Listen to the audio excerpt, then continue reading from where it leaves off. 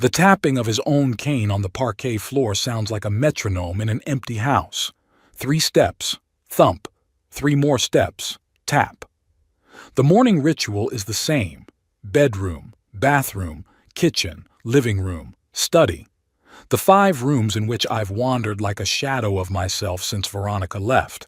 Today is exactly 137 days since her funeral. Every morning I wake up and tear off a page of the wall calendar, a habit from my days at work. Veronica always laughed at it. "There are electronic calendars in the world, Abbott," she'd say, but I could see the warmth in her eyes. She understood that this little ritual of controlling time was important to me. My house in North Beloit is big enough for a family of 5, but for a lonely old man it has become a museum of memories. 2 stories of Victorian architecture that Veronica and I fell in love with 35 years ago. I still remember the first time we crossed the threshold and she squeezed my hand. "This is where our Audrey will grow up," she whispered then. Audrey. My daughter grew up within these walls, and now she comes here looking like she's visiting a crypt. Her last visit was 3 weeks ago, a short, formal visit, more like a duty than a meeting with her father. I pour my coffee into a mug with a worn "To the Best Dad" inscription. Audrey gave it to me for my 50th birthday when she was still a university student. It seems like an eternity ago. The morning light filtered through the lace curtains Veronica had ordered from Europe. She always had impeccable taste. Her daughter had inherited that quality, as had the dark hair and straight nose that were Preston family traits. Only her temper was softer, more malleable, too pliable. I sit down in my chair overlooking the garden and open the newspaper, a habit I can't get rid of even though I've read most of the news online before. But at 76, it's nice to hold something tangible in my hands. "I don't know why you subscribe to this stuff, Dad. You can't see half of it without your glasses anyway," Audrey said on her last visit, and I saw Keith's lips curl into a condescending smile. "My eyesight's fine," I replied then, though I was really squinting trying to make out the fine print. "And the paper helps support local businesses." "You're always justifying your habits with some lofty goal," Keith snorted, checking something on his latest model phone. "Just admit you don't want to change." Veronica would never have let him talk to me that way. But Veronica is gone, and my daughter only smiles awkwardly, avoiding my gaze. I sigh and put the paper aside. The house is too quiet. Sometimes I turn on the radio or TV just for background noise, even though I've never been a fan of them. Veronica filled the house with sounds: her laughter, the clinking of dishes in the kitchen, classical music from the stereo in the living room. My gaze fell on a silver-framed photograph. Our family 20 years ago. Me, Veronica, and 15-year-old Audrey against the backdrop of Lake Michigan. We're all smiling. The wind is ruffling Veronica's hair, and Audrey is snuggled against my shoulder with such trust and love that my heart squeezes. Where did it all disappear to? I remember the exact moment the change began. It was 7 years ago when Audrey brought Keith into our home. Tall, trim, with a perfect smile and an ambition that was read in his every gesture. He had just been promoted to Midwest Financial, where he worked as an analyst. The first thing he asked as he looked around the house was, "How long has your family been here?" I didn't realize at the time that he wasn't interested in the history of the house, but in our financial situation. Veronica, more astute in such matters, later remarked, "He was evaluating us, Abbott, not the house." The first year of their relationship, Audrey was still the same, called almost every day, came on weekends, shared his successes in the architectural firm. But gradually, her visits became less frequent, conversations shorter. And when she and Keith got married 5 years ago, I finally lost my girl. Their wedding was lavish, with 300 guests, half of whom were Keith's business associates and colleagues. Audrey wanted a modest ceremony but gave in to her husband's wishes. I remember how she looked that day, beautiful but somehow unsure, as if she were playing a part in someone else's play. After their honeymoon in the Maldives, they bought a house in an upscale neighborhood in Madison. Keith had by then become vice president of analytics, and Audrey had left her job at the architecture firm. "Temporarily, Dad," she explained. "It's important to Keith to have me around for corporate events. Plus, we're planning on having kids." But the kids never came, and Audrey's temporary hiatus in her career stretched on for years. Now she's busy with charity projects and organizing receptions, which Keith says are critical to his career growth. I finish my coffee and stand up, leaning on my cane. My knee has been bothering me for the past few years, the result of an old injury on a construction site when I was still a young engineer. Limping, I walk to the bookcase and pull out a photo album. Veronica was pedantic in documenting our lives. Each photo is signed in her neat handwriting, dates, places, events. I turn the pages watching our daughter grow up. First steps, first day of school, graduation, university. These memories hurt, but I can't stop going back to them. Especially now that Veronica is gone and Audrey has become almost a stranger. The last time we got together as a family was 2 weeks before Veronica died. She already knew her diagnosis, but she held herself with surprising dignity. We invited Audrey and Keith over for dinner. Veronica cooked roast beef, our daughter's favorite dish. They were 40 minutes late. Keith apologized, citing an important work meeting. He was distracted at the table, constantly checking his phone. Veronica tried to keep the conversation going, asking about their life, their vacation plans. "We're thinking about Europe," Audrey replied. Keith deserved a vacation after closing such an important deal. "What about you, honey?" Veronica asked. "Did you deserve a vacation too?" Audrey hesitated, and Keith answered for her. "Audrey is doing a fine job as a successful man's wife. It's a job too, isn't it?" I noticed Veronica's lips pressed together. She'd always been an independent woman, successfully balancing her family and her career in the Preston family business. This attitude toward her daughter hurt her. As Audrey helped her mother clear the table, Keith turned to me. "How are you doing in retirement, Abbott? Don't you miss your work?" I'm consulting on a few projects," I replied. "My experience is still needed." Sure. He patted me on the shoulder as if I were a child talking about my fantasies. "As long as you have something to do. At your age, it's important to keep your brain active."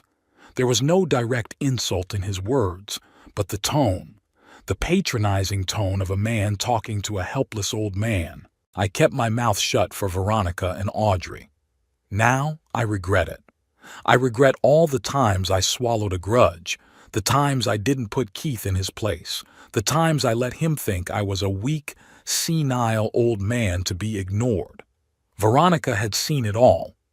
In the last few days when we were alone, she talked often about our daughter. "She's changed, Abbott," Veronica whispered, lying in our bedroom, already too weak to get up. "He's changing her, and not for the better."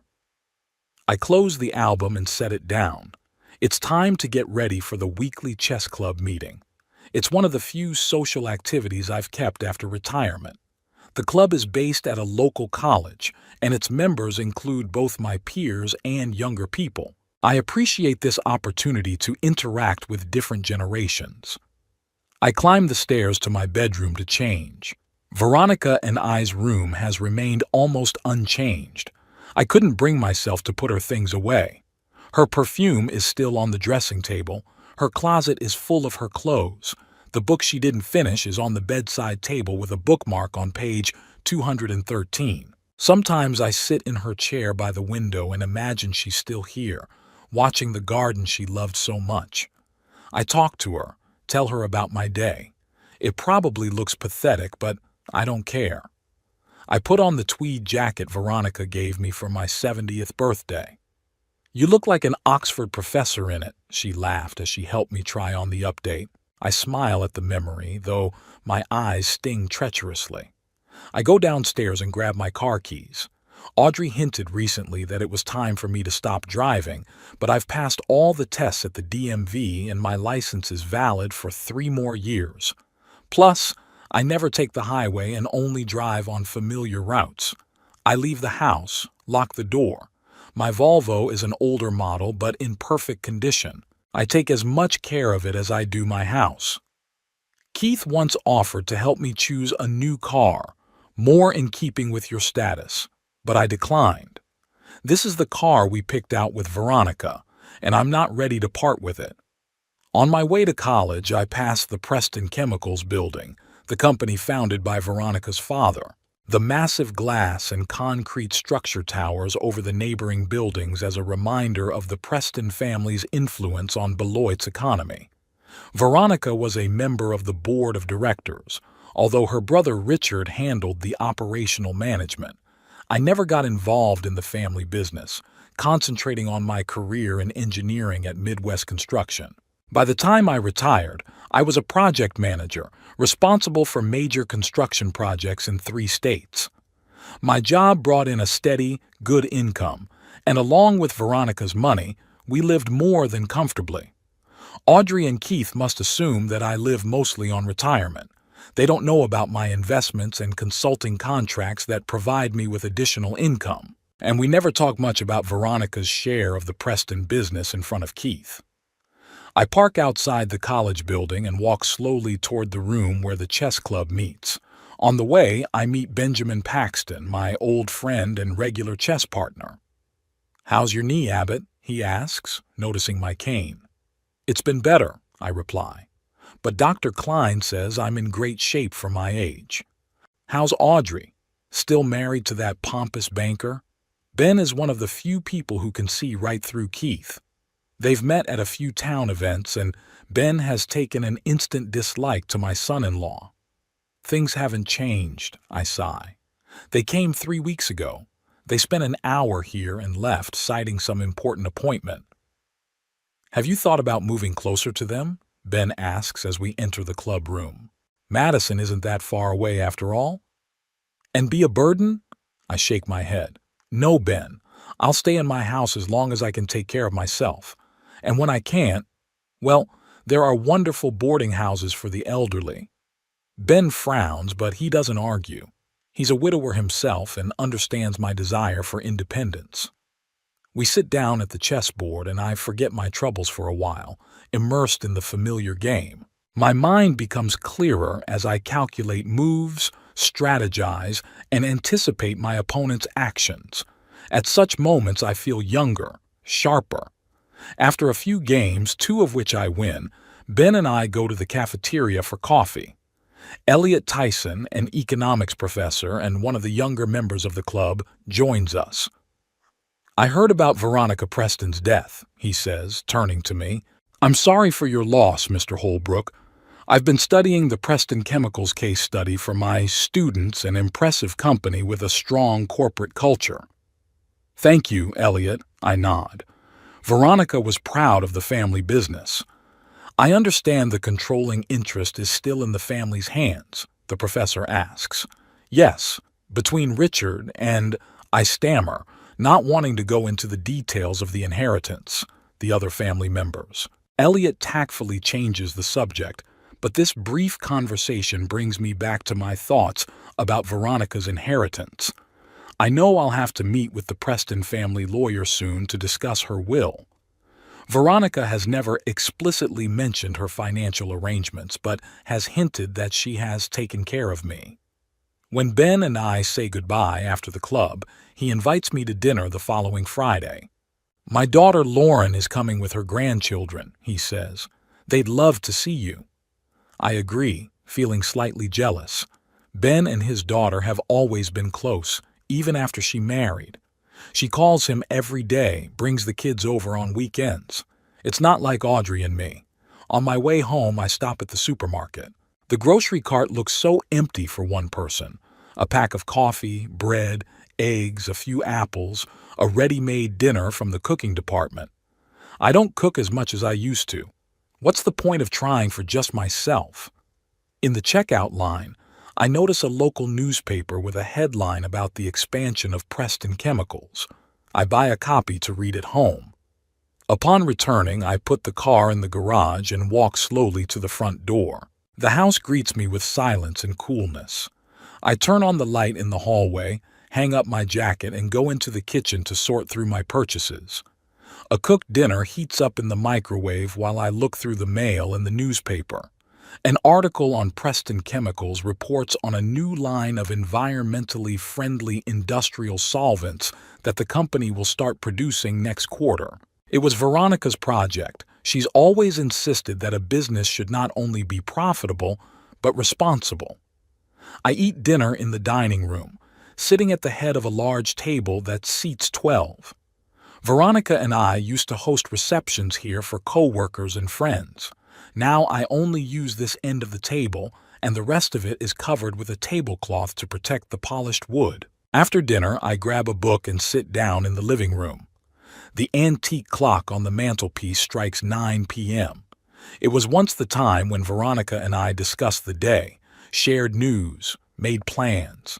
Now I just listen to the ticking of the clock and the rustle of pages. The phone rings unexpectedly loud in the silence of the house. Audrey's name pops up on the screen. I answer it, trying to make my voice sound cheerful. "Hi, Daddy." Her voice sounds strained. "How are you?" "I'm fine, honey. Went to the chess club today, won 2 games against Ben." "That's, good." Pause. "Daddy," Keith and I were wondering, "have you thought about selling the house? It's too big for you alone, and it's a lot of work to take care of." Here it is. I knew this conversation would happen sooner or later. "I love my house, Audrey, and I'm doing fine with taking care of it. I have an au pair who comes twice a week." "But it's so unsustainable, Dad. You could get a smaller apartment, maybe in a gated senior complex. There'd be company, medical care." "I don't need medical care," I interrupt her. "And I'm not going to sell the house you grew up in, where your mom and I spent our whole lives." Silence on the other end of the line, then a sigh. "It's just a house, Dad, and the money from the sale would give you a comfortable old age." "My old age is comfortable enough as it is," I replied, feeling the irritation rising inside me. "And I'd rather have my kids visit me here than in a secure compound." "Keith and I are very busy, you know that." Her voice sounds almost resentful. "But we're worried about you." I hold back a bitter laugh. "Worried," I'd like to believe. But no, this isn't about worry. It's about the house they assume they'll get someday. Apparently, they don't want to wait. "Thank you for your concern, Audrey, but I'm quite self-sufficient and happy in my own home." "Okay, Dad." Her tone makes it clear that the conversation isn't over, just postponed. "We'll come back next week and talk about everything in person." We say goodbye, and I hang up the phone, feeling heavy on my heart. My daughter's calls used to make me happy, but now they've become a source of tension and hidden resentment. I go upstairs to my bedroom. Before going to bed, I look at Veronica's picture on the bedside table, as always. "They're getting more and more persistent, darling," I say to the portrait. "I don't know how much longer I can resist." As I fall asleep, I think about what Veronica would say if she were me. She's always been stronger than me when it comes to resisting pressure. "Don't let them manipulate you, Abbott." I feel as if I can hear her voice. "You deserve respect, especially from your own daughter." With those thoughts, I fall asleep in Veronica's and my bed, alone in the big empty house. The Hartley, Morrison and Associates law firm's office was in an old building in downtown Beloit. I'd been here a few times with Veronica when some family paperwork was needed.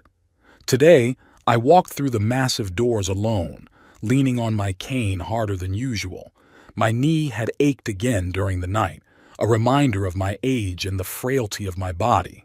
The young woman at the front desk smiled at me with the polite patience people usually reserve for the elderly. "Mr. Holbrook, Mr. Hartley is expecting you. Please proceed to conference room number 3. I nodded and walked slowly down the hallway, looking at the portraits of the firm's founders on the walls. I wonder if I will live to see the day when I will not be perceived as a burdensome old man, but as a person with a wealth of experience and knowledge. Or is this just an illusion that all older people create for themselves, clinging to the last crumbs of dignity? Warren Hartley stepped up to meet me as I entered the conference room. The 60-year-old lawyer had been a friend of the Preston family since the days of Veronica's father. His impeccably tailored suit and neatly trimmed graying beard made him look like a successful old-school lawyer. "Abbott," he shook my hand with genuine warmth. "It's good to see you, though the circumstances are not the most pleasant." "Warren," I nodded. "Thank you for taking the time." "I always make time for the Preston family." He pointed to a chair. "Have a seat, please." "Coffee, if I may?" I lowered myself into the comfortable leather chair, trying not to wince at the pain in my knee. Hartley noticed my grimace and frowned. "Is everything all right?" "It's just an old injury." I dismissed it. "Nothing serious." He nodded and pressed a button on the intercom, ordering coffee for both of us. Then he pulled a folder of documents out of his briefcase and spread them out in front of him. "Abbott, I know it hasn't been that long since—" He paused. "Veronica's departure. But some legal issues need to be addressed in a timely manner." "I understand," I said, trying to stay calm, though the very mention of Veronica still hurt. "Good." Hartley opened the folder. "As you know, Preston Chemicals was founded by Veronica's father in 1958 as a small laboratory for the production of industrial solvents. Today it's a diversified chemical holding company with annual sales of over $200 million. I nodded. It was a story I had heard many times from Veronica herself. "After Veronica's parents died," Hartley continued, "the ownership of the company was split 40 to 60% between her and her brother Richard. Richard took over as CEO and Veronica joined the board of directors, retaining the right to vote on strategic matters. There was a knock on the door and the secretary brought in a tray of coffee. Hartley paused until we were alone again. "In her will," he continued, taking a sip of coffee, "Veronica made clear instructions about her share of the company. Abbott, she left all her shares to you." I squeezed the coffee cup so hard that my knuckles turned white. I'd suspected something like that, but to hear it officially— What's the appraised value of these shares?" I asked, trying to keep my voice steady. "According to the latest valuation, done 3 months ago, Veronica's 40% stake in Preston Chemicals is worth approximately $9 million. The figure hit me like a hammer. $9 million, a sum that could completely change a life. I took a deep breath, trying to grasp this new reality. "What about Audrey?" I asked. "Veronica didn't leave anything to our daughter?" Hartley pressed his lips together and pulled another document out of the folder. "This is Veronica's personal letter, addressed to you. She asked me to give it to you along with the official inheritance papers." He handed me a sealed envelope with my name written in Veronica's neat handwriting. I took it, feeling my hands tremble. "I think you'll find the answers to your questions in it," Hartley said softly. "In the meantime, we can discuss the technical aspects of the stock transfer and your new responsibilities as a shareholder." The next hour was spent discussing the legal formalities. Hartley explained what documents had to be signed, what taxes had to be paid, and how we would interact with the board of directors. I listened half-heartedly, mentally returning to the sealed letter that was burning my jacket pocket. "Does Richard know about Veronica's decision?" I asked when we were done with the paperwork. "Yes, I've already met with him," Hartley nodded. "He is surprised, but he's accepted his sister's will. He hopes to meet with you soon to discuss further cooperation." "And Audrey? Does she know?" Hartley shook his head. "According to Veronica's instructions, the information about the distribution of the inheritance should be given to you first, and then to the other family members at your discretion." I nodded, realizing that I had a difficult decision to make. When and how to tell my daughter that her mother's multi-million-dollar inheritance had gone to me and not to her. "Thank you, Warren." I stood up, leaning on my cane. "I need to think this over." "Of course," he stood up too. "You know where to find me if you have any questions. And Abbott." He paused. Veronica was an amazing woman. She always knew what she was doing. I shook his hand silently and walked out of the office, feeling the stares of the staff. I wonder if they know that I just became a multimillionaire. Or to them, am I still just an old man with a cane, the widower of Veronica Preston? In the car, I couldn't stand it any longer and printed out the envelope, several sheets of paper written in familiar handwriting. I sighed and began to read. "My dear Abbott, if you are reading this letter, it means I am no longer by your side. Forgive the cliché, but some things need to be said bluntly, even if they sound like clichés from novels. I know you're surprised by my decision to leave you my share of the family business. You may even think it's unfair to Audrey. Let me explain. When my father founded Preston Chemicals, his guiding principle was that the business should serve the family, not the family, the business. He wasn't building the company for money, but to secure a future for his children and grandchildren. But not just a material future. He wanted the business to uphold family values, to strengthen ties between generations. Over the past few years, I've watched our daughter change under Keith's influence.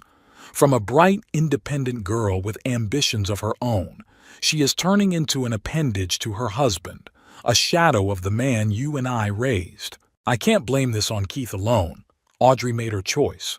But I can't help but see how that choice is alienating her from us, especially from you. Remember that Thanksgiving 3 years ago? We had them over for family dinner, and Keith spent the entire time talking about new investment opportunities and how important it was to build capital. When you shared a story about how you helped a former colleague who was in a difficult situation, Keith called it a misuse of resources.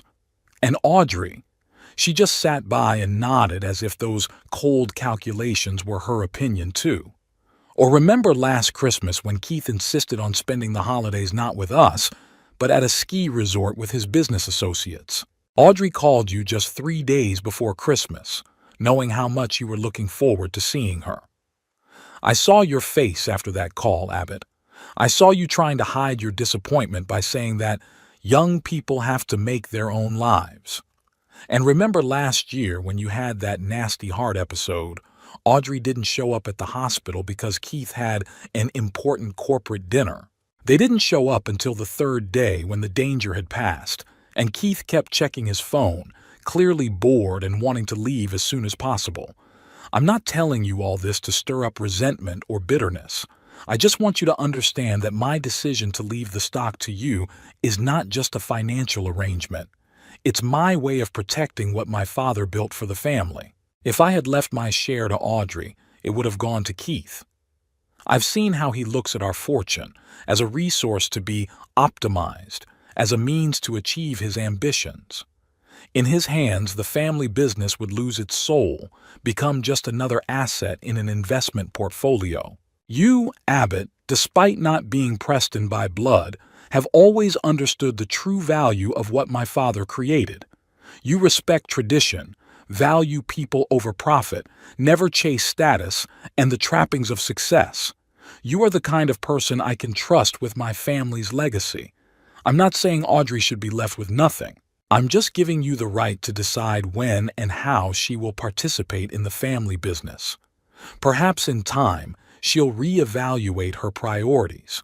Maybe she'll remember the values we taught her, or maybe she'll finally choose the path Keith led her down. Either way, I trust you to make a wise decision. Forgive me for putting this burden on you. I know it won't be easy for you. Audrey may not understand, may accuse you of stealing her inheritance. Keith will probably push, use legal threats, manipulate your feelings for your daughter. Be prepared for that, my dear. But remember, you're stronger than you look. Behind your softness lies the steel I've always loved about you. Don't let them make you doubt yourself. Don't let them treat you like an old man out of his mind to be manipulated. You deserve respect from both your daughter and son-in-law. I loved you every day of our lives together, Abbott.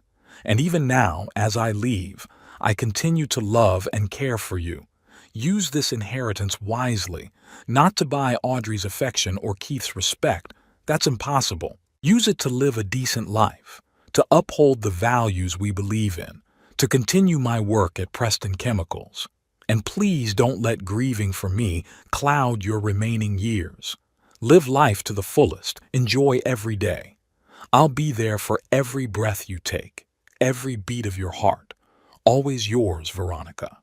I didn't notice the tears rolling down my face. Only when a drop fell on the paper, blurring the ink, did I wake up and carefully folded the letter, tucking it back into the envelope. Veronica, even in death, she found a way to support me, to protect me, to give me strength for what lay ahead. I started the car and drove home, thinking about everything I'd learned today. Veronica's letter confirmed my own observations and fears, but made it even more obvious that hiding the inheritance forever would not work. Sooner or later, Audrey and Keith would find out, and then, at home, the first thing I did was to go to the study and pull out a thick folder of photographs and documents, a kind of chronicle of our family life that Veronica had kept over the years. Going through the pictures, I could see how our daughter had changed. Here's Audrey, a college graduate, proud and confident. Here she is in her first office in an architecture firm, at a desk piled high with blueprints. And here's her first picture with Keith at some charity event. He was already standing just ahead of her, sort of pushing her into the background. I remembered how Audrey talked about her projects, how her eyes lit up when she talked about restoring historic buildings in downtown Madison. Where is that passion now? Where is her ambition, her dreams? All consumed with Keith's career, his quest for status and financial success. Her gaze fell on a recent Thanksgiving photo. Audrey sitting next to Keith, her posture tense, her smile seeming tortured. This is not the happy girl Veronica and I raised. This is a woman who lost herself in a marriage to a man who turned her into an accessory for his success. I remembered other episodes not mentioned by Veronica in the letter. How Keith had talked Audrey out of taking on a major restoration project because a banker's wife shouldn't work in construction. How he insisted on moving to a neighborhood where mostly his colleagues lived, even though Audrey loved their former home closer to downtown. How he gradually pushed all his friends outside of his work and ambitions away from her, and how their attitude toward me had changed since Veronica's death. They used to have at least some decorum, but now even that thin layer of politeness was gone. I'd become a burden, an inconvenient reminder of their moral obligations. The last conversation with Audrey about selling the house was just the tip of the iceberg. I knew what would come next: caring, offers to move into a nursing home, innuendos about my inability to take care of myself, and then, perhaps, legal maneuvers to establish guardianship. And now there's the inheritance factor. $9 million is a sum that can destroy even the strongest of family bonds. What will she do with a relationship that's already fraying at the seams? I walked to the office window, looking out at the orchard Veronica loved so much. The apple trees we'd planted the year Audrey was born were now bursting with fruit. The gazebo where we'd spent summer evenings.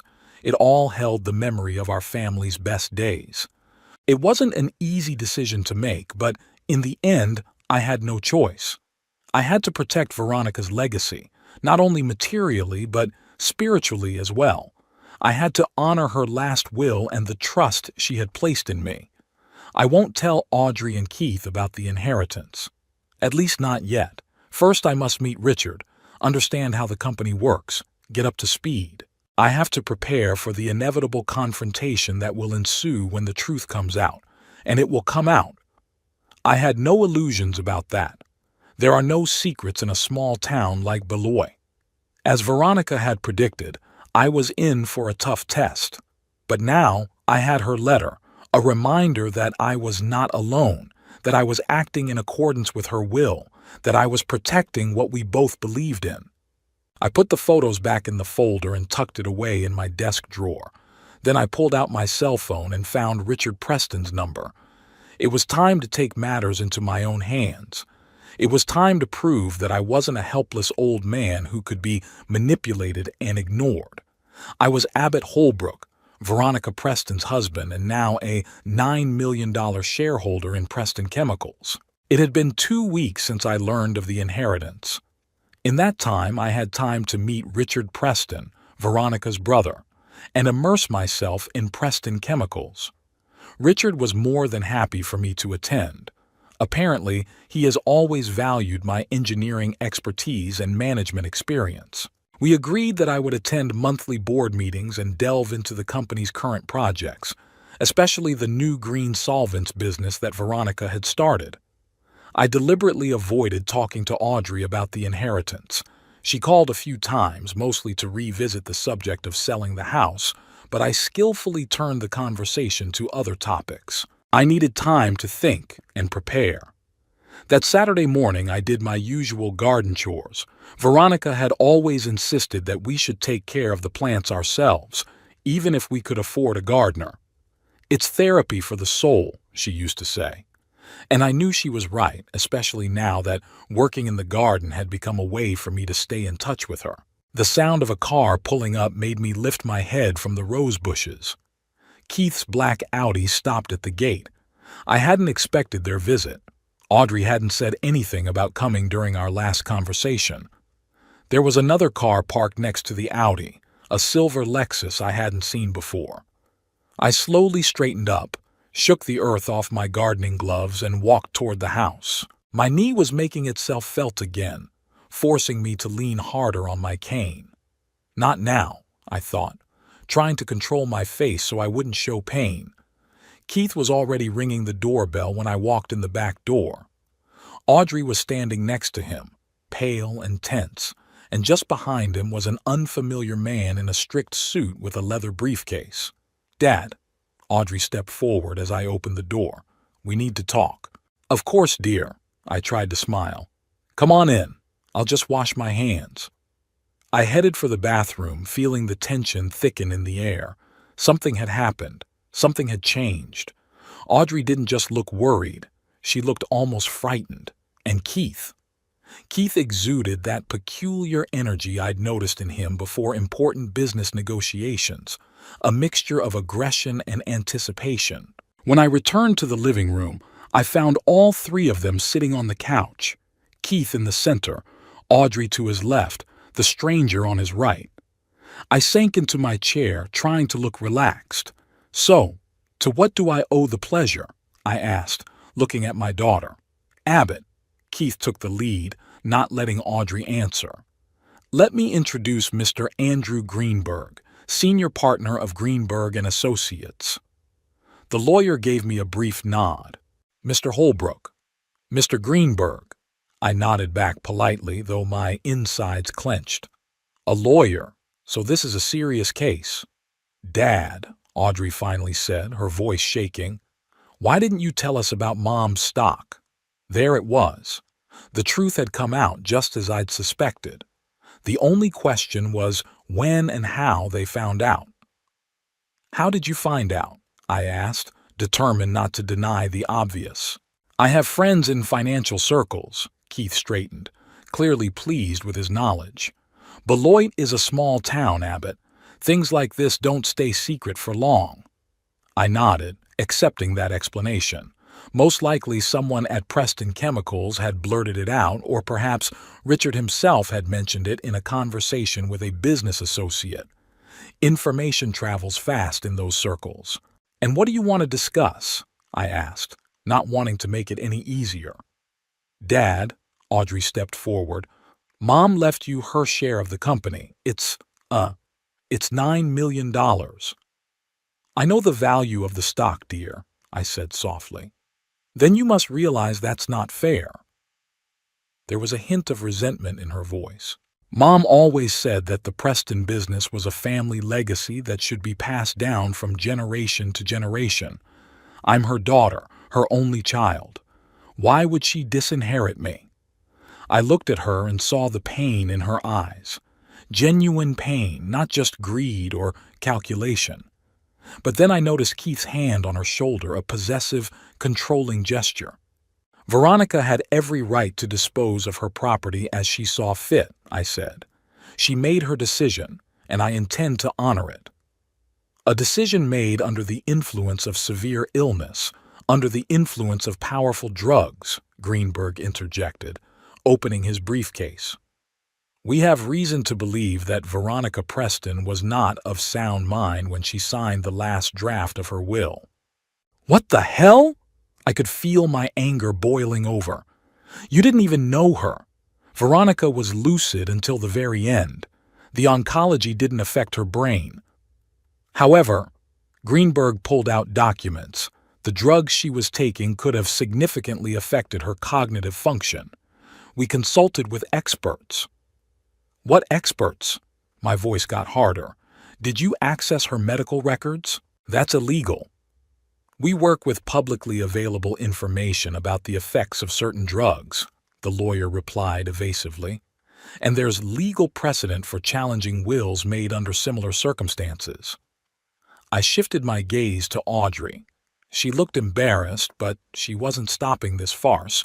Did she really believe her mother was incapacitated?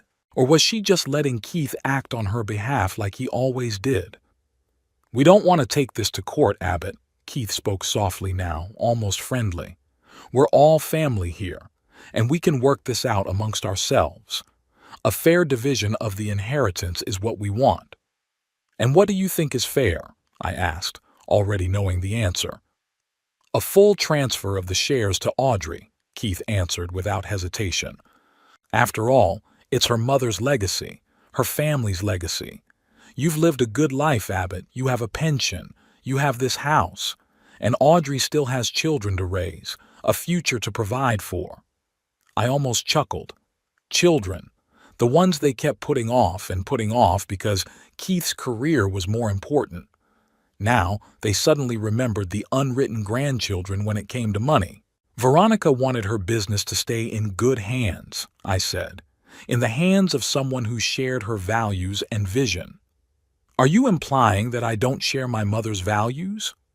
Audrey's face contorted with resentment. All I'm saying is that Veronica's decision was deliberate and informed, I replied, and I'm not going to challenge it. Then you leave us no choice, Greenberg sighed. We will be forced to initiate legal proceedings. And I must warn you, Mr. Holbrook, that it may involve not only a challenge to the will, but also other aspects. What other aspects? I'm tense. Given your age and, some observations about your physical and mental condition, the lawyer spoke carefully, choosing his words. We may raise the question of your capacity to manage such significant assets. I felt a cold rage rising inside me. This was it, what Veronica had warned me about. They're going to declare me incompetent to take control of the inheritance.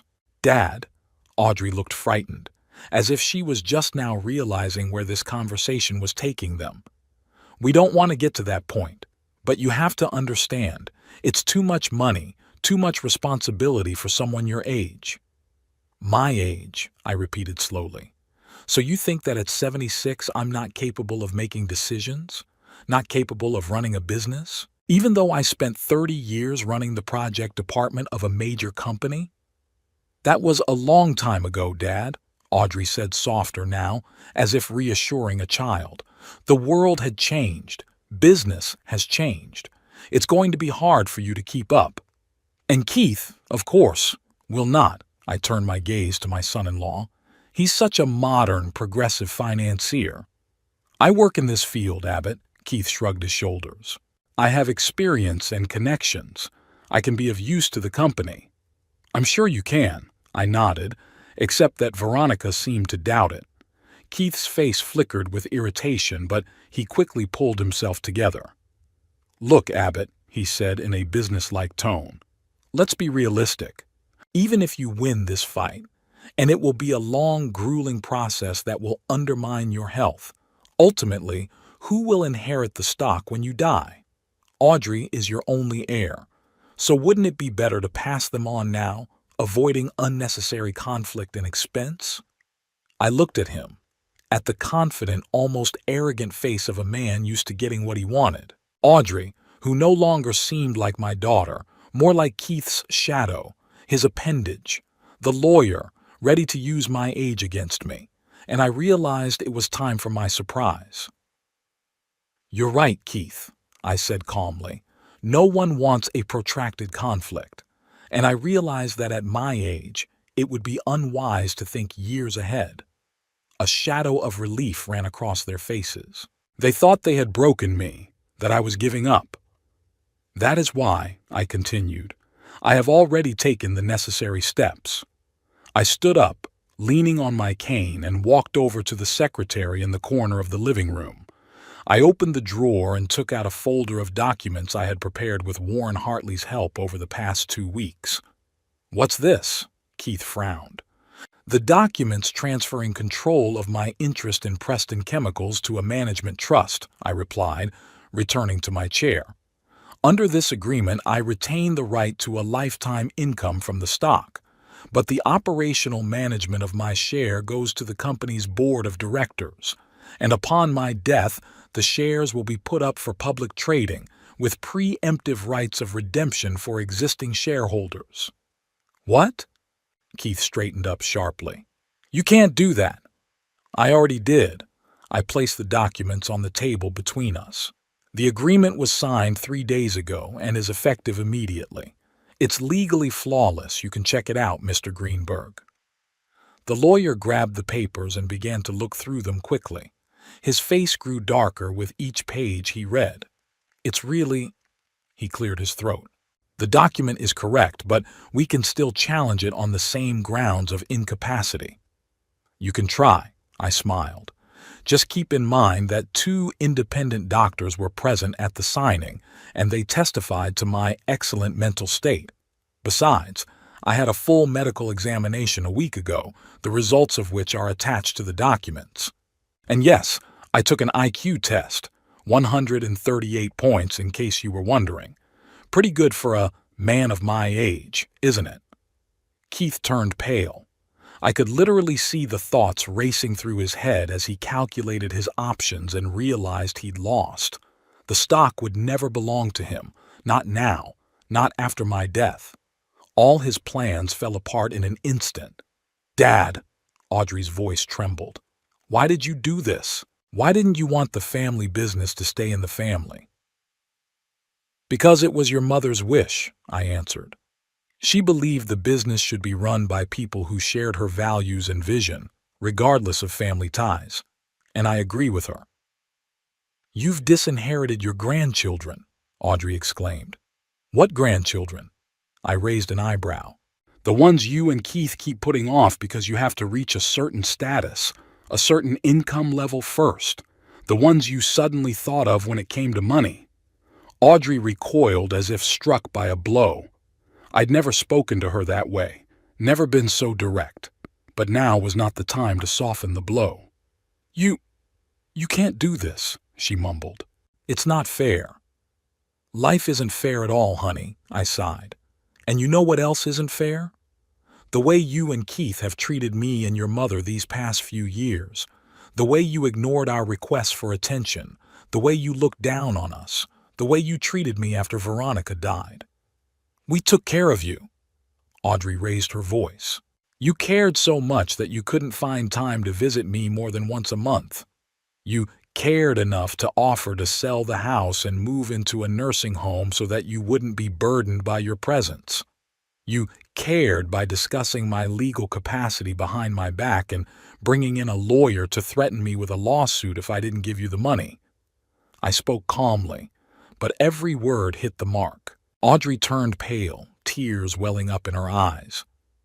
"Abbott," Keith tried to control the situation, "you've got it all wrong. We really want what's best for you." "Don't bother, Keith." I held up my hand to stop him. "We both know you're only interested in money. You've never made any secret of your contempt for me. You thought I was an old man out of my mind to be manipulated. But as you can see, I'm still capable of defending myself and my wife's legacy." Keith clenched his fists but remained silent. Greenberg closed the file folder and handed it back to me. "Under the circumstances," he said in a formal tone, "I advise my clients to reconsider their position. Challenging this agreement will be a difficult and likely fruitless process. That is, we will lose," Keith translated, casting an irritated glance at the lawyer. "There is a high probability of an unfavorable outcome," Greenberg replied diplomatically. "Great," Keith stood up. "That's great. Come on, Audrey. There's nothing more for us to do here." Audrey rose slowly, still looking at me with distrust and resentment. "Daddy," her voice trembled, "do you really think we're only here for the money? Don't you?" I looked her straight in the eye. "When was the last time you called me just to see how I was doing? When you were interested in my life, not whether it was time for me to sell my house or move into a boarding house. When was the last time you were my daughter and not Keith's wife?" She turned away, unable to find an answer. Keith took her by the elbow and led her toward the exit. Greenberg followed them, mumbling apologies. I remained seated in my chair, listening to the slamming of car doors, the starting of engines, the cars driving off down the gravel driveway. Only when the sound died down completely did I let myself exhale. It was a victory, but there was no joy in it. Only the bitterness of realizing how far apart we were, how alien we'd become to Audrey, and somewhere deep inside, a quiet pride that I could stand up for myself, protect Veronica's legacy, and prove that I was still capable of making decisions and fighting for what I thought was right. Veronica would be pleased, and that was the most important thing. It had been a week since the unpleasant visit from Keith, Audrey, and their lawyer.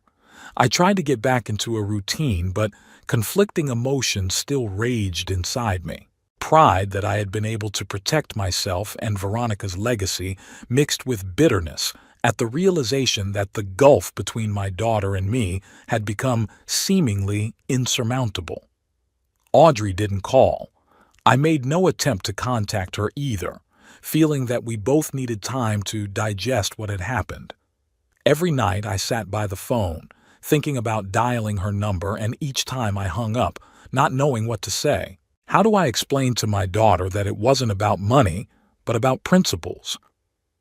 Thursday morning, as I was having breakfast on the veranda, enjoying a rare sunny day, the doorbell rang. I wasn't expecting visitors and felt a prick of anxiety. Had Keith come up with a new method of pressure? Opening the door, I was surprised to see Diane Collins, Veronica's sister, on the doorstep. We hadn't seen each other since the funeral, though we'd talked on the phone several times. At 65, Diane retained the elegance and confidence that had always characterized the women of the Preston family. Her dark, graying hair was gathered into a neat bun, and her eyes had a determination that reminded her of Veronica's. "Abbott," she smiled and hugged me tightly. "I'm sorry for the sudden visit, but I thought a face-to-face conversation would be better than a phone call." "Diane." I was genuinely pleased to see her. "Come in, please. I'm just having breakfast on the veranda. Would you like to join me?" "I'd love to." She followed me through the house. It's still as cozy as ever. Veronica always had a way of creating a special atmosphere. "I try to keep the house just the way she liked it," I replied as I led Diane to a table on the veranda. We sat down at the table and I poured her coffee from the thermos. We talked for a while about the weather, about health, about mutual acquaintances, the usual small talk to postpone the more serious conversation that I felt was inevitable. "Abbott," Diane said at last, setting the cup aside. "I heard about what happened with Keith and Audrey. Richard told me about your confrontation." I sighed. "News travels fast." "There are no secrets in the family business," she shrugged. "Especially when we're talking about that kind of money. Richard was impressed with the way you handled the trust. said he didn't expect you to have such business acumen. From a quiet, retired engineer? I couldn't help but chuckle bitterly. Somehow, everyone forgets that I spent 30 years managing projects worth tens of millions of dollars, including, by the way, the construction of the new wing of the Preston Chemicals plant in the 90s. I remember. Diane nodded. Veronica was very pleased with your work, said you were the only contractor who delivered the project on time and on budget. We were silent for a moment, remembering the times when our families were closer, when the future seemed clear and predictable. "How's Audrey?" Diane asked. "Had you two been in touch since the incident?" "No," I shook my head. "She hasn't called, and neither have I. I don't know what to tell her." "She's furious," Diane said bluntly. "Keith's turned her against you. They were at lunch on Monday, and Audrey went on and on about how you betrayed the family and stole her inheritance." I cringed. Hearing that was painful, though not surprising. "It's Keith talking out of her mouth," I sighed. "He's always been a master manipulator." "Absolutely," Diane agreed. "But Audrey is a grown woman. She's responsible for what she says and does, even if she's under someone else's influence." I nodded, recognizing the validity of her words. As much as I wanted to blame Keith for everything, I couldn't ignore Audrey's role in ruining our relationship. "Do you know what hurt Keith the most?" Diane asked with a slight chuckle. "That he wouldn't get control of the stock even after I died?" "Exactly," she nodded. He'd already made plans about how he was going to run the company, what changes he was going to make. He was telling Richard about his vision for the future of Preston Chemicals, a more aggressive growth strategy, a possible takeover of competitors, expansion into international markets. All the things Veronica was trying to avoid, I remarked. She always said that rapid growth often came at the expense of quality and corporate values. Veronica was a wise woman. Diane looked at the garden where she and her sister had once played as children. She saw through people, and she saw Keith for what he was, ambitious, calculating, willing to use any connections to achieve his goals, including marriage to her daughter. Our conversation was interrupted by the sound of a car pulling up. I recognized Keith's Audi and tensed. "I think you have more guests," Diane remarked, recognizing the car as well. "I wasn't expecting them," I mumbled, getting up. "I'm sorry, I have to—" "I'll come with you," Diane said firmly, standing up. Perhaps my presence would help keep the conversation civilized. We walked through the house to the front door. I opened it before Keith could ring the bell. He looked surprised to see me on the doorstep, but he recovered himself quickly. "Abbott," he nodded. "We need to talk." "Hello, Keith." I didn't move from my seat. "Where's Audrey?" "She's in the car." Keith glanced over his shoulder. "She's upset. I thought I'd talk to you myself first." "About what?" I crossed my arms over my chest. "I thought we'd talked about everything last time." "Abbott, be reasonable." Keith lowered his voice. "This situation is hurting all of us. Audrey is very worried. She feels betrayed, rejected by her own father." "I wonder who put that idea into her head," I remarked dryly. "Look," Keith stepped forward. "We can settle this peacefully. I understand that you don't want to transfer the shares in your lifetime, but we can make an inheritance agreement that ensures that when you die they go to Audrey, not to be auctioned off." "Oh, so that's what this is all about," I shook my head.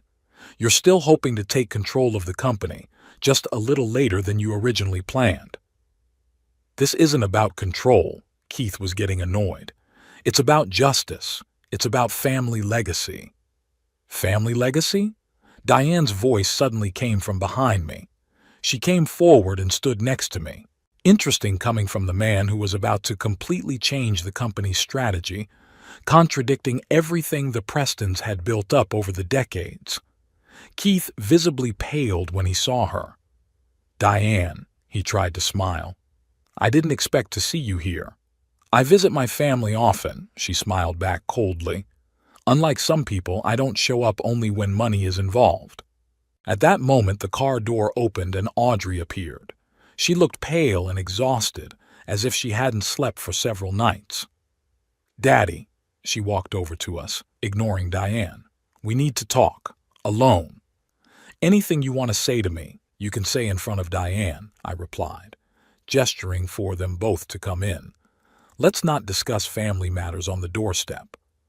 We moved into the living room. Audrey and Kit sat down on the sofa, and Diane and I took the chairs opposite. "Now," I looked at my daughter, "I'm listening." "Daddy," Audrey stepped forward, "why are you doing this to us? What have we done to you?" Her voice shook with resentment and incomprehension. I could see the genuine pain in her eyes, and it tore at my heart, but I couldn't back down. "I'm not doing anything to you, Audrey," I replied calmly. "I'm doing your mother's will and protecting what she entrusted to me." "But I am her daughter," Audrey exclaimed. "Her only daughter. Why did she disinherit me? Did she didn't love me?" She said the last words almost in a whisper, and I saw tears in her eyes. "She loved you more than anything, Audrey," I said softly. "But she saw what was happening to you, to us, to our family. She saw how you were changing, how you were pulling away from us, how you were letting Keith make all your decisions for you." "That's not true," Audrey threw her head up. "Keith has never controlled me. We're partners. We make decisions together." "Really?" I looked her straight in the eye. "Then tell me, Audrey, was it your decision not to come to the hospital when I had my heart attack? Was it your decision to skip the last Christmas your mother spent at home for a ski resort with Keith's business associates? Your decision to give up the career as an architect you loved so much?" Audrey turned pale. Keith put his hand on her shoulder. "Don't answer that," he said. "He's just trying to manipulate you to make you feel guilty." "I'm not manipulating," I countered. "I'm just reminding you of the facts that you seem to prefer to forget, how you've gradually let your life, your decisions, your relationship with your parents fall under your husband's control." "That's ridiculous," Keith grinned contemptuously. "You make it sound like I'm some kind of melodramatic villain. I love Audrey, and I've always wanted the best for her." "The best by your standards," Diane interjected, "which, oddly enough, have always coincided with what's best for you." "You have no right to judge our relationship." Keith was beginning to lose his temper. "You don't know what we talk about in private, what our plans and dreams are." "But I do know how you talked about your test behind his back," Diane parried. "How you called him an old man out of his mind. How you and your colleagues discussed the possibility of declaring him incompetent so you could gain control of his finances before you even knew about Veronica's inheritance." I looked at Diane in surprise and then at Keith, who had gone noticeably pale. That's a lie," he muttered. "I never." "Benjamin Summers," Diane called out the name of one of the city's leading financiers. "You discussed it with him at the fundraiser in February." "Ben is an old friend of mine, Keith. He was, impressed with your cynicism." Audrey shifted her stunned gaze from Keith to Diane and back again. "Was it true?" she asked quietly. "Keith, did you really say that about my father?" "Audrey, don't listen to them." Keith squeezed her hand. "They are trying to fight us, to destroy our family." "Our family?" I couldn't take it anymore. "What about her family, Keith? The one she grew up in? The one you've systematically sidelined for your own ambitions?" "Dad, stop it!" Audrey covered her face with her hands. "I can't listen to this." "Because it's the truth," Diane said softly. "And somewhere deep down inside you know it, Audrey. You're just afraid to admit how much you've lost by following Keith." "That's enough." Keith stood up abruptly. "We're leaving. I'm not going to let you brainwash my wife." "Your wife?" I stood up too, feeling the anger boiling up inside me. "She's a human being first and foremost, Keith. A person with her own desires, her own dreams, her own opinions. She's my daughter, Diane's niece, not your property." "Audrey, we're leaving." Keith pulled his wife by the arm. "These people don't mean us any good." Audrey rose slowly, her eyes clouded with tears. "I don't understand," she whispered. "Why can't you all just be a family?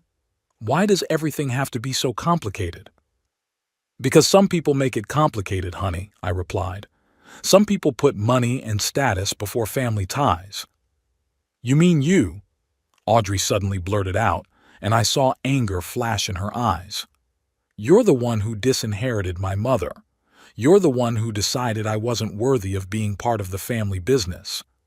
"I never said you weren't worthy," I countered. "I only respect the will of your mother, who has seen you change under Keith's influence, how you let him make all your decisions for you, how you've drifted away from your roots, your values." "My values?" Audrey grinned bitterly. "Who are you to judge my values? You barely know me now." "And whose fault is that?" I asked quietly. "Who stopped coming, stopped calling, stopped taking an interest in my life? Who looks at me like I'm a burden that needs to be put into a nursing home as soon as possible?" Audrey recoiled as if struck by a blow. Something like shame flashed in her eyes, but Keith was already pulling her toward the exit. "We're done talking about this," he said. "Audrey, let's go. We're not welcome here." "You're always welcome here, Audrey," I said, ignoring Keith. "This is your home, your family, but I will not allow myself or your mother's legacy to be used." Audrey stopped on the threshold and turned around.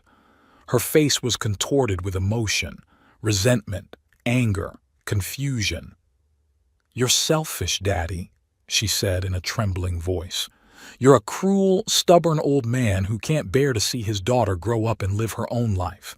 You're just jealous of my happiness with Keith." The words hit me like a slap in the face. I stood stunned, unable to find the words. Diane came over and put her hand on my shoulder in silent support. "One day you'll realize how wrong you've been, Audrey," she said calmly. "And when that day comes, remember that your father will always love you and wait for your return." Audrey answered nothing. She turned and walked quickly out of the house. Keith followed her with a triumphant gleam in his eyes. A minute later, we heard the sound of a car pulling away. I sank into my chair, feeling devastated. All the words I wanted to say to my daughter stuck in my throat. All the explanations I had prepared were useless in the face of her anger and resentment. "She doesn't understand," I whispered. "She really believes I'm doing this out of selfishness." "She's confused," Diane said softly, sitting down next to me. "Keith manipulated her for years, isolating her from her family, forcing her to see the situation through his eyes.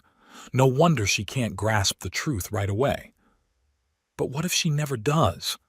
I looked at Diane with pain in my eyes. "What if I've lost her forever?" "I don't think that will happen." Diane shook her head. "Audrey is a smart woman no matter what, and she has Preston blood in her. Sooner or later she'll see Keith for what he is." "In the meantime," Diane continued, "you have another family, Abbott. Me, Richard, our children, Preston Chemicals, all those who value you and your contributions. Don't let your conflict with Audrey and Keith define your life." "About your proposal," I said, gathering my strength. "I'm in. I want to be more involved in the company. I want to be useful, to use my experience, not just sit at home, waiting for what?" Diane smiled, and in her smile I saw Veronica's reflection. "Welcome to the board, Abbott." She extended her hand to me. Veronica would be pleased. It had been 3 months since the day Audrey had left my house in anger. In that time, we hadn't exchanged a single word. I called twice, but both times I got an answering machine. The third time, I decided not to leave a message. If my daughter didn't want to talk to me, I wouldn't impose. At her age, one is no longer forced to maintain a relationship with her parents. It should be a voluntary decision based on love and respect, not a sense of obligation. The pain of the breakup hasn't gone away, but it's become dull, familiar, like an old injury that nags in rainy weather. I learned to live with it without letting it define every day of my life. After all, at 76, I knew the value of time too well to waste it on fruitless regrets. My life had changed more in those 3 months than it had in the previous 10 years. After years of quiet retirement, I once again felt needed, in demand, an active participant in the world, not just an observer. Joining the board of Preston Chemicals opened a new chapter of my life. At first I feared that I wouldn't be able to cope, that my experience was outdated, that younger employees would look at me as a relic of the past. But my fears quickly dissipated. I attended my first board meeting with some trepidation. As I entered the spacious conference room on the top floor of the company's main office, the conversations died down. Diane, seated at the head of the table, rose to meet me. "Gentlemen," she said, addressing the crowd, "let me introduce the newest member of the executive committee, Abbott Holbrook.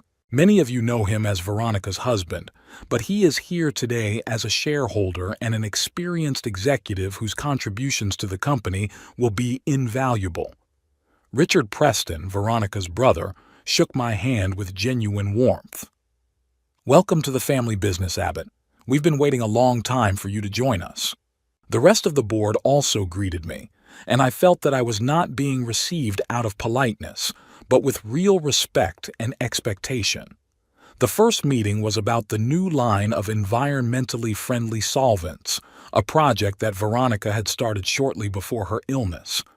I listened intently to reports on development, production, and marketing strategy. When it came to discussing the construction of the new plant, I couldn't stand it any longer and intervened. "I apologize," I said, looking at the plan presented. "But this project has serious flaws in terms of space efficiency. If we move the packaging line closer to the warehouse and reorganize the flow of materials, we could reduce logistics costs by at least 15%. There was silence. I was beginning to regret my bluntness when Diane laughed. "That's why we invited you here, Abbott. Go on, please." I stood up and walked over to the projector where the plan was displayed. Taking a marker, I began sketching out my ideas, explaining how I could optimize space, shorten production cycle times, and reduce energy costs. 30 years of managing construction projects had not gone to waste. I saw opportunities for improvement where young designers focused on the latest technology were missing the basic principles of efficient production organization.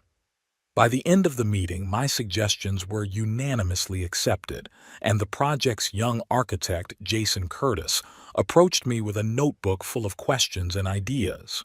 Instead of the arrogance of an old man, I was met with genuine interest and a willingness to learn. "Mr. Holbrook," he said, shaking my hand, "I studied your projects of the 90s in college. The renovation of the east wing of Preston Chemicals is considered a model of effective industrial design. It's an honor to work with you. I was touched and surprised. I never thought my old designs were being studied in colleges, or that any of the younger generation even knew about my career. From that day on, my life was filled with new meaning. 3 times a week I came to the company's office, participated in meetings, consulted engineers and architects, and helped optimize production processes. My experience was more valuable than I could have imagined, especially when combined with the energy and technological knowledge of the young professionals. At home, I spent evenings studying new technologies and materials to keep up with current trends. Jason would often stop by with questions or just to talk about the profession. He reminded me of myself when I was younger, just as enthusiastic, eager to do things right, and willing to learn from my elders.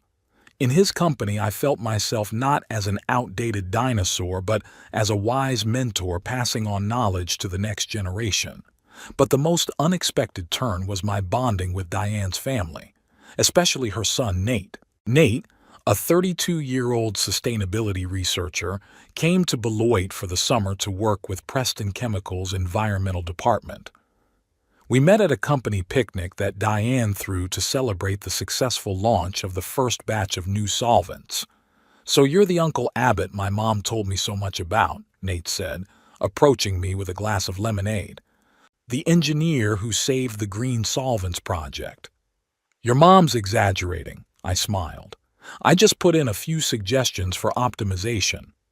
A few suggestions that saved the company $500,000, Nate grinned. I've seen the calculations. Impressive. We got a talking, and I was impressed by his knowledge of industrial ecology. He talked about new approaches to waste management, the concept of zero-waste production, and the potential for renewable energy in the chemical industry. I shared my experience in designing energy-efficient buildings, and we soon discovered that our interests overlapped in many areas. You know, Nate said as the picnic was coming to an end, I'm working on a project to optimize water use in chemical plants. I could really use your expertise. Maybe we could talk about it sometime. Thus began our collaboration, which quickly grew into a friendship.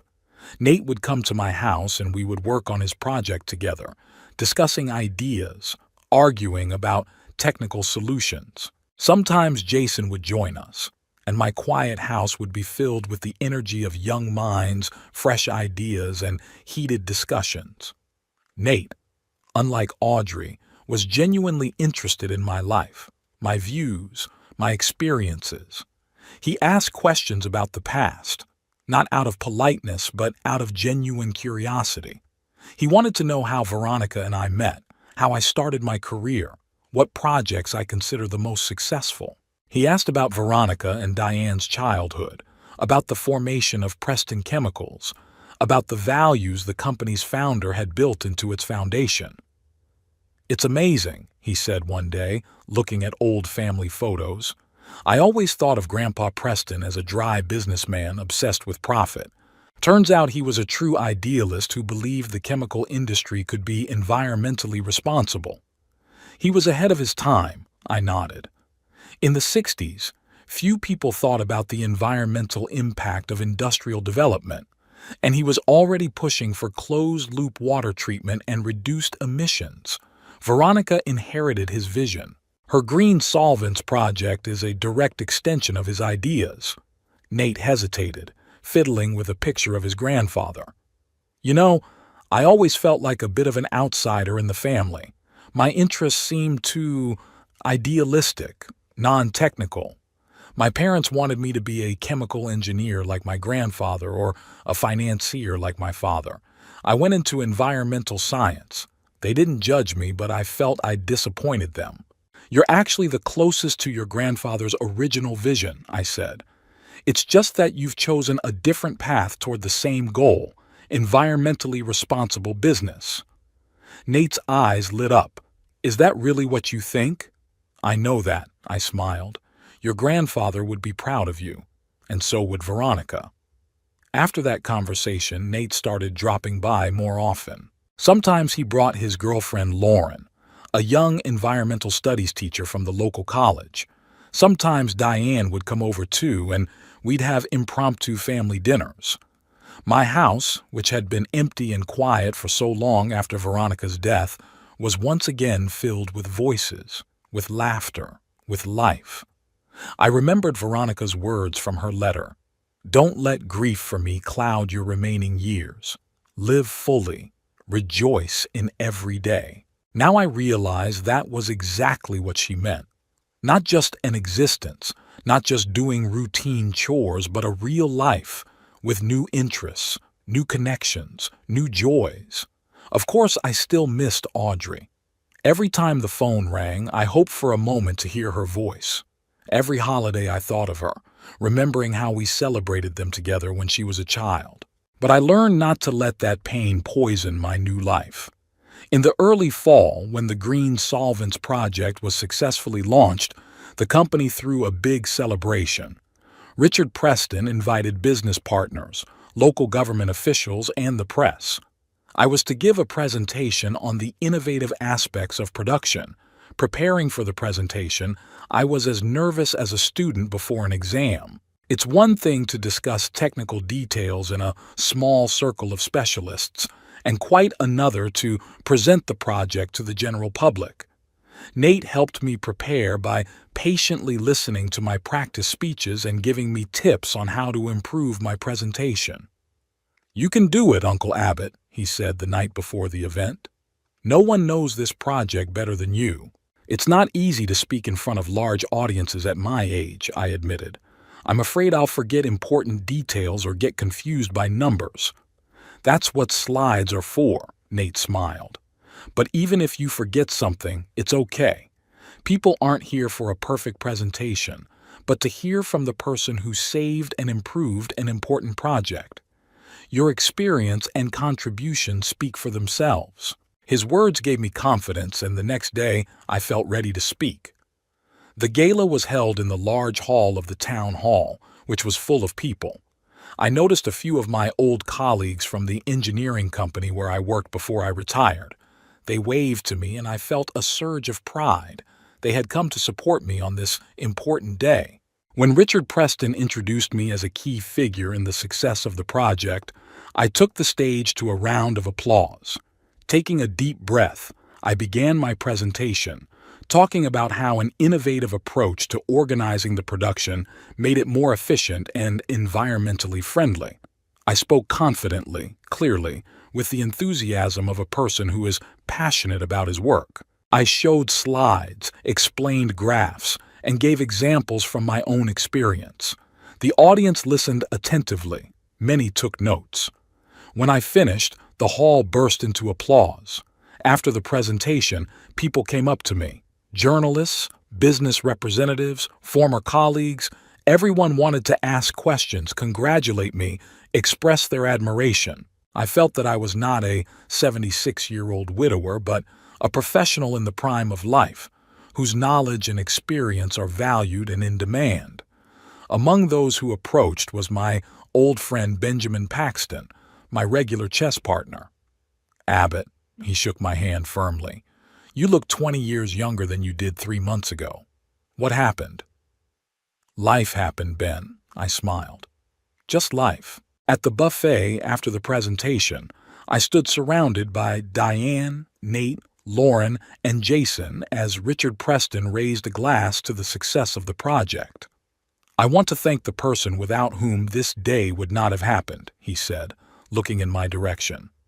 Abbott, your contribution to the company has been invaluable. You didn't just save Veronica's project. You breathed new life into it, made it better, more efficient, more promising. Veronica would be proud of you. I felt tears coming to my eyes.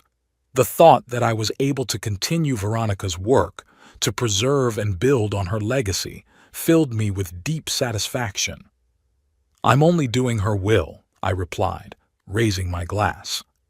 To Veronica and her vision for the future of the company. To Veronica, all those present joined in. Returning home after the celebration, I felt a strange peace. It was as if the circle had closed, as if all the decisions made over the past months, all the changes in my life had brought me to this very moment, the moment of recognition, respect, fulfilled duty to the memory of my wife. At home, I sat in Veronica's chair by the window, looking out at the moonlit garden. I recalled all the events of the last few months, the conflict with Keith and Audrey, the decision to join the board of directors, the rapprochement with Nate and his family, the success of the project. Each of these events had changed me, forced me to grow, to learn, to adapt. I thought about Audrey, about her accusations of selfishness and cruelty. Maybe in her eyes I really was like that. Maybe she would never understand my motives, never see the situation through my eyes. And maybe I'd have to accept that as fact, as a reality I couldn't change. But I also thought about the new connections I'd made Nate, who was almost a son to me, Jason, who saw me as a mentor, Diane and Richard, who had accepted me as a full member of the Preston family. I thought of the people in the company who respected me for my experience and contributions rather than pitying me like a lonely old man. I realized that the breakup with Audrey, as painful as it had been, had opened up new possibilities, new horizons for me. Freed from toxic relationships, from the constant feelings of inferiority that Keith and, sadly, Audrey herself had created, I was able to see and embrace my worth, my potential, my ability to live a fulfilling life even in my old age. My house, which once seemed too big and empty for a lonely widower, was now filled with new memories, new voices, new energy. It ceased to be a museum of the past and became a place where the present and future were being created. I knew that the door would always remain open for Audrey. If one day she saw the truth about Keith, if she realized how he had manipulated her, if she wanted to rebuild a relationship with me, I would welcome her with open arms. But I will no longer wait for that moment, no longer pause my life in the hope of a reconciliation that may never come. Instead, I will live fully, actively, with gratitude for every day, for every opportunity, for every person who enters my life. I will continue Veronica's work, preserving and building on her legacy. I will share my experience with the younger generation, helping them avoid the mistakes we made. And maybe one day Audrey will see me not as a selfish, cruel old man, but as a man who simply stood up for what he believed in, who followed his principles even when it was unpopular or painful.